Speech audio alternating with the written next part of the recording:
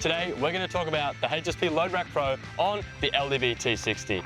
Now, what you really know about our HSP Load Rack Pro is that it's fully adjustable, which means that these telescopic legs allow you to move it up to dock with your roof height, or you can drop it lower to suit your specific needs. The next thing I want to talk about is weight capacity.